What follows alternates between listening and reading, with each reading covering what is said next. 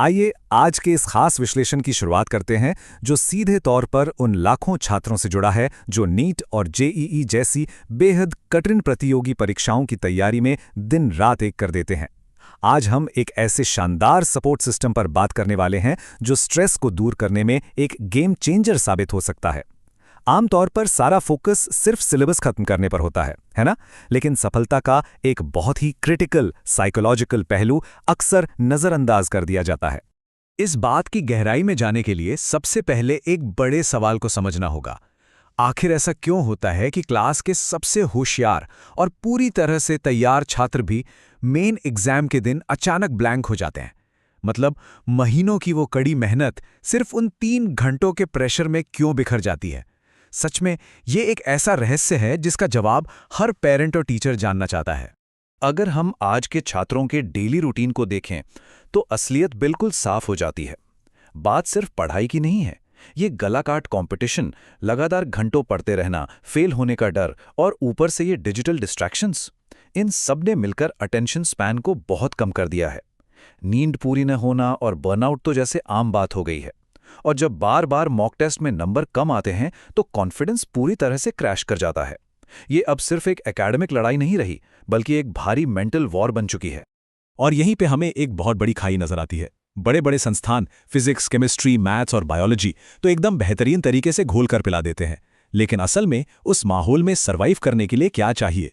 जबरदस्त focus, emotions पर control, अटूट कॉन्फिडेंस और सबसे बढ़कर भारी दबाव के बीच एकदम शांत रहना। अफसोस की बात है कि ये मेंटल स्ट्रेंथ अक्सर किसी भी सिलेबस का हिस्सा होती ही नहीं है।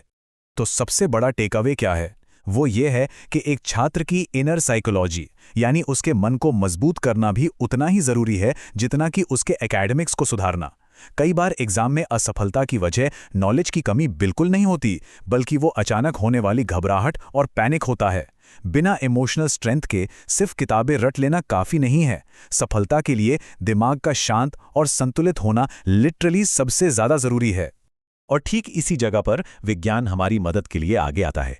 ग्राफोलॉजी यानी हैंड राइटिंग एनालिसिस का विज्ञान, ये एक बेहद पावरफुल टूल है। ग्राफोलॉजी बेसिकली ये स्टडी करती है कि हमारी हैंड राइटिंग के पैटर्न्स हमारे दिमाग की वर्किंग, पर्सनालिटी और इमोशनल टेंडेंसीज से कैसे जुड़े हुए हैं। ये एक शानदार डायग्नोस्टिक मेथड की तरह काम करता है जो दिमाग में चल रही उन छिपी हुई परेशानियों को कोई भी बड़ी समस्या बनने से पहले ही पकड़ लेता है। अब सबसे दिलचस्प बात देखिए कि एक नॉर्मल सी हैंडराइटिंग एक स्टूडेंट के दिमाग का एक्सरे कैसे बन सकती है। बिना एक भी सवाल पूछे सिर्फ हैंडराइटिंग देखकर यह पता चल जाता है कि कोई स्टूडेंट अंदर से कितने स्ट्रेस में है या उसका मेंटल बैलेंस कैसा है, प्रेशर के क्या सिम्टम्स हैं, मोटिवेशन की कमी है या फिर कॉन्फिडेंस गिर रहा है और फोकस बार बार टूट रहा है। ये बिना कुछ कहे स्टूडेंट की पूरी मेंटल स्टेट को समझने का एक अमेजिंग तरीका है। एक बार जब हैंडराइटिंग के जरिए इन छुपी हुई प्रॉब्लम्स को आइडेंटिफाई कर लिया जाता है तब एंट्री होती है ग्राफोथेरेपी की। ये एक साइंटिफिक रूप से डिजाइन की गई पॉजिटिव पर्सनैलिटी रीप्रोग्रामिंग है। इसमें खास तरह की हैंडराइटिंग एक्सरसाइजेस का इस्तेमाल होता है जो धीरे धीरे दिमाग के उन हिस्सों को शांत करती हैं जो स्ट्रेस पैदा करते हैं, और ये एकदम नेचुरली स्टूडेंट के फोकस, कॉन्फिडेंस, शांति और मेंटल क्लैरिटी को बढ़ा देती है। और सबसे कमाल की बात बताऊं, इसके लिए कोई घंटों की मेहनत नहीं चाहिए। लगातार हर दिन सिर्फ 10 से 15 मिनट का सही अभ्यास। जी हां, बस 15 मिनट, और कुछ ही समय में इमोशनल बैलेंस और पेशेंस में इतने बड़े और मेजरेबल इंप्रूवमेंट्स नजर आने लगते हैं कि यकीन करना मुश्किल हो जाता है। ये दिमाग को एक पॉजिटिव डायरेक्शन में प्रोग्राम करने का सच में सबसे असरदार और तेज तरीका है। इस पूरी प्रोसेस का जो सबसे बड़ा और सबसे अहम फायदा है वो ये है कि ये पढ़ाई का कोई नया बोझ बिल्कुल नहीं बढ़ा था। मतलब ये कोई एक्स्ट्रा सब्जेक्ट या रटने वाला होमवर्क नहीं है। ये पूरी तरह से नॉन मेडिकल, सुरक्षित और प्रैक्टिकल है। ये थके हुए दिमाग पर और प्रेशर डालने के बजाय उसे एक छोटा सा ब्रेक देकर वापस पूरी तरह से रिचार्ज करने का काम करता है। चलिए अब इस रिपल इफेक्ट को थोड़ा डिटेल में समझते हैं। आखिर जब इस तरह के एक साइकोलॉजिकल सपोर्ट सिस्टम को हमारे एजुकेशन एनवायरनमेंट में शामिल किया जाता है तो ये कैसे एक बहुत बड़ा और ट्रांसफॉर्मेटिव इम्पैक्ट डालता है। ये पूरा प्रोग्रेशन एकदम लॉजिकल है। देखिए, जैसे ही स्ट्रेस कम होता है अपने आप फोकस बढ़ जाता है, दिमाग शांत होने से मॉक टेस्ट की परफॉर्मेंस में एक स्टेबिलिटी आ जाती है। एग्जाम के दौरान जो पैनिक में होने वाली सिली मिस्टेक्स होती है ना, वो अवॉइड हो जाती हैं। और जब ये सब एक साथ होता है तो उसका सीधा और शानदार असर बेटर रैंकिंग और बेहतरीन कॉम्पिटिटिव परफॉर्मेंस के रूप में सामने आता है। स्टूडेंट अपनी असली पोटेंशियल के बहुत करीब पहुंच जाता है। ये सिस्टम एक साथ पूरे स्टूडेंट सक्सेस इकोसिस्टम को कैसे अपग्रेड करता है, वो देखना वाकई शानदार है। एक तरफ स्टूडेंट्स को बेहतर कंसंट्रेशन, इमोशनल रेजिलियंस और एक स्ट्रॉन्ग टेम्परमेंट मिलता है, दूसरी तरफ इंस्टीट्यूट्स का बर्नआउट रेट कम होता है, जिससे उनकी ब्रांड रेपुटेशन और ज़्यादा मजबूत होती है। और पेरेंट्स, उन्हें बहुत बड़ा इमोशनल एश्योरेंस मिलता है, बच्चों के साथ कम्युनिकेशन बेहतर होता है और ट्रस्ट बढ़ता है। मतलब हर किसी का फायदा। वैसे ये तरीका 9वीं से 12वीं क्लास के टीनेजर्स के लिए सबसे ज़्यादा असरदार माना गया है। क्यों? क्योंकि इस उम्र में बच्चों के पर्सनैलिटी पैटर्न्स और इमोशनल आदतें अभी भी बन रही होती हैं, वो काफ़ी फ्लेक्सिबल होती हैं।